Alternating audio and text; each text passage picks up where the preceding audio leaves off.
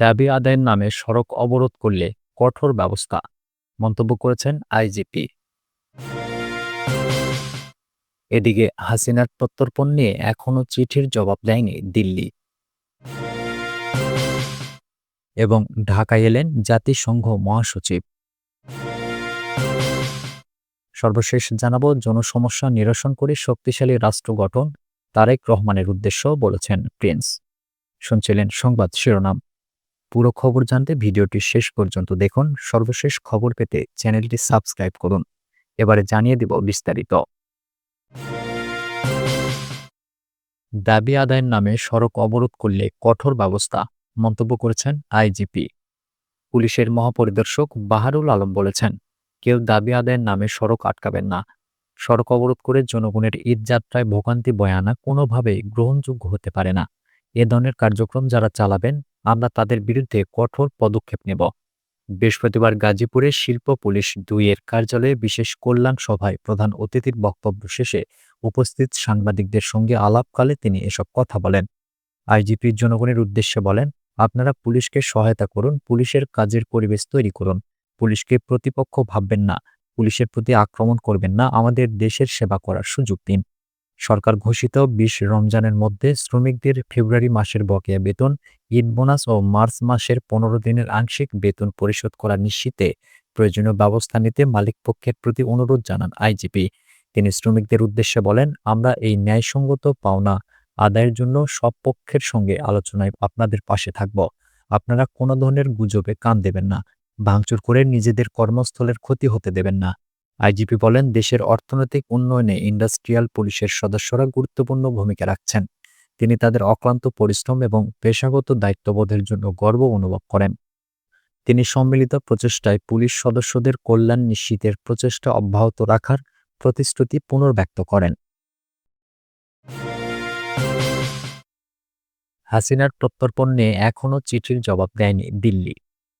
গণ অভ্যুত্থানে ক্ষমতাচ্যুত হয়ে ভারতে পালিয়ে যাওয়া সাবেক প্রধানমন্ত্রী শেখ হাসিনাকে প্রত্যর্পণ চুক্তির আওতায় ফেরত চেয়ে বাংলাদেশের পাঠানো কূটনৈতিক পত্রের জবাব এখনও দেয়নি ভারত।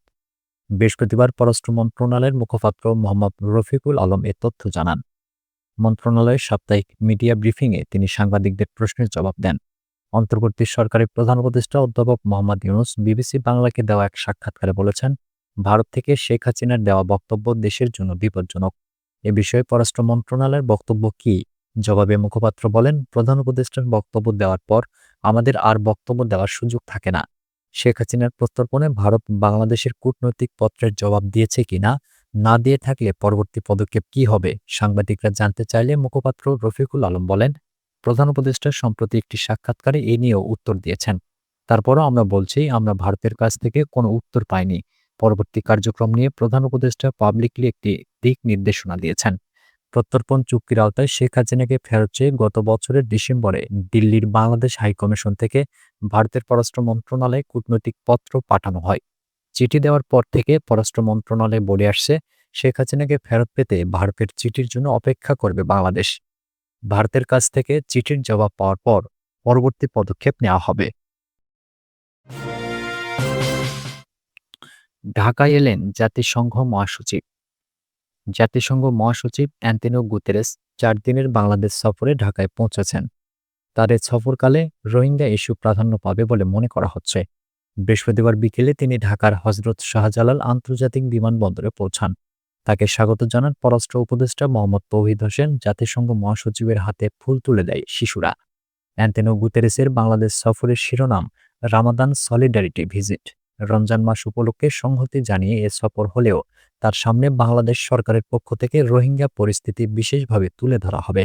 গুতেরেস আগামী শুক্রবার প্রধান উপদেষ্টা ডক্টর মোহাম্মদ ইউনূসের সঙ্গে রোহিঙ্গা শিবির পরিদর্শনে কক্সবাজার সফরে যাবেন।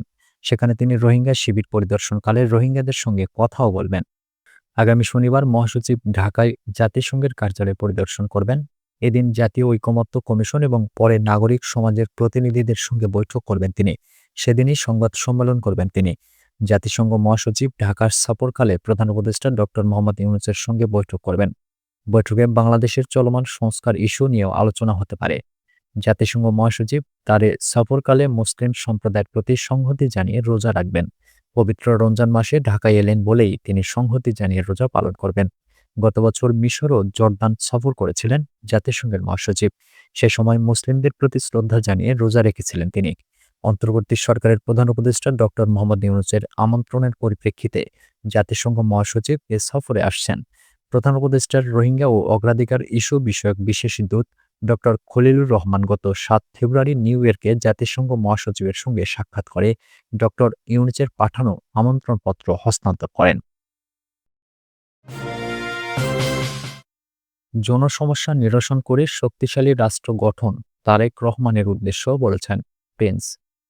বিএনপির যুগ্ম মহাসচিব সৈয়দ ইমরান সালেহ প্রিন্স বলেছেন, পতিত ফ্যাসিস্ট আওয়ামী লীগ এবং আধিপত্যবাদী শক্তি বাংলাদেশকে নিয়ে গভীর ষড়যন্ত্রে লিপ্ত। বৃহস্পতিবার বিকেলে ময়মনসিংহের হালুয়াঘাট উপজেলার ধুরাইল ইউনিয়নের করোনা বাজারে ৯ নম্বর ওয়ার্ডের ঝাউগড়া করোনা বাজারে বিএনপি ও অঙ্গ সহযোগী সংগঠন আয়োজিত দোয়া ও ইফতার মাহফিলে প্রধান অতিথির বক্তব্যে তিনি এসব কথা বলেন। ইফতার পূর্ব আলোচনায় তিনি বলেন, গণ অভ্যুত্থানে পালিয়ে যাওয়া আওয়ামী লীগ নেতারা বিদেশি গণমাধ্যমে বিভ্রান্তিকর, অসত্য এবং উস্কানিমূলক বক্তব্য দিয়ে বাংলাদেশের রাজনৈতিক পরিস্থিতিকে উত্তপ্ত করতে অপচেষ্টা করছে। তিনি বলেন, শেখ হাসিনা এবং আওয়ামী লীগের চ্যাপ্টার বাংলাদেশে ইতিমধ্যেই ক্লোজড। ছাত্র গণ অভ্যুত্থানে শেখ হাসিনার ফ্যাসিস্ট সরকারের পতন হয়েছে এবং তিনি দেশ ছেড়ে পালিয়ে গেছেন। পলাতক ও ক্ষমতাচ্যুত শেখ হাসিনাকে প্রধানমন্ত্রী উল্লেখ করে আওয়ামী লীগ নেতারা রাষ্ট্রবিরোধী বক্তব্য দিচ্ছেন। তিনি বলেন, পলাতক আওয়ামী লীগ নেত্রী শেখ হাসিনা এবং লীগ নেতাদের দেশে ফিরিয়ে এনে অবশ্যই বিচারের মুখোমুখি করা হবে, তবে প্রধানমন্ত্রী হিসেবে নয়। গণহত্যা, ক্ষমতার জবরদখল এবং দুর্নীতি, লুটপাটের বিচার করার জন্য। ইফতার ও দোয়া মাহফিলে বিএনপির যুগ্ম মহাসচিব বলেন, অহেতুক নির্বাচন প্রলম্বিত হওয়ার সুযোগে দেশে বিদেশে পতিত ফ্যাসিস্ট এবং আধিপত্যবাদী শক্তি নতুন করে ষড়যন্ত্রে লিপ্ত রয়েছে। পরিকল্পিতভাবে দেশের আইন শৃঙ্খলা ও রাজনৈতিক পরিস্থিতির অবনতি ঘটিয়ে তারা ঘোলা পানিতে মাছ শিকার করতে চায়। গণহত্যা, লুটপাট, দুর্নীতি, দমন, নিপীড়ন, গণতন্ত্র হরণ সহ ফ্যাসিবাদী শাসনের জন্য জনগণের কাছে ক্ষমা না চেয়ে তারা নতুন করে ষড়যন্ত্রে লিপ্ত রয়েছে।